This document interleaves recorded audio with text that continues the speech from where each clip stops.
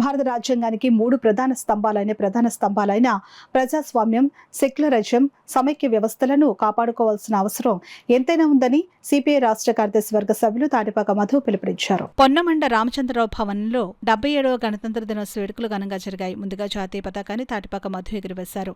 అనంతరం జాతీయ గీతం ఆలపించారు.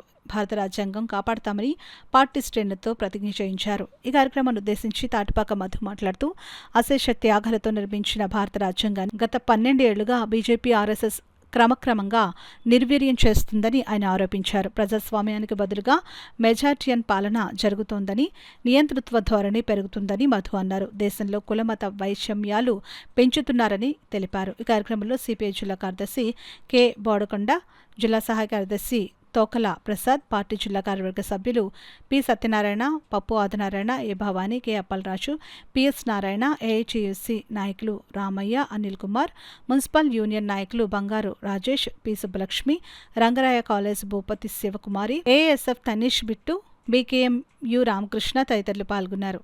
కాకినాడ, సామలకోట, పిఠాపురం, తుని, పత్తిపాడు, ఏలేశ్వరం అన్ని ప్రాంతాల్లో కూడా పార్టీ శ్రేణులు జెండావిష్కరణ చేసి ఈ భారతదేశ రాజ్యాంగాన్ని కాపాడుకుంటున్న ప్రతిజ్ఞ కూడా చేస్తున్నాం.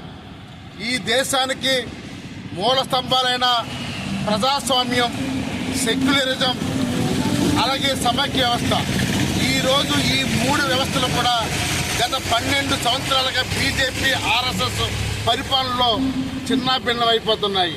ఈ దేశంలో కులం పేరుతో, మతం పేరుతో వైషమ్యాలు సృష్టించి ఈరోజు భారత రాజ్యాంగాన్ని క్రమక్రమంగా నిర్వీర్యం చేస్తున్నారు.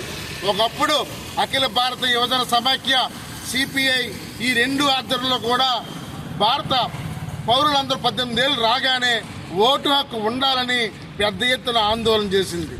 కానీ నేడు బీజేపీ ప్రభుత్వం ఈరోజు ఎన్నికల సంఘాన్ని గుప్పిట్లో పెట్టుకుని సర్ అనే పేరుతో ఈరోజు మొత్తం భారత ప్రజలకి ఎన్నికలు లేకుండా ఈరోజు నియంత్రిత ధోరణులు మనకు కనపడుతూనే ఉన్నాయి.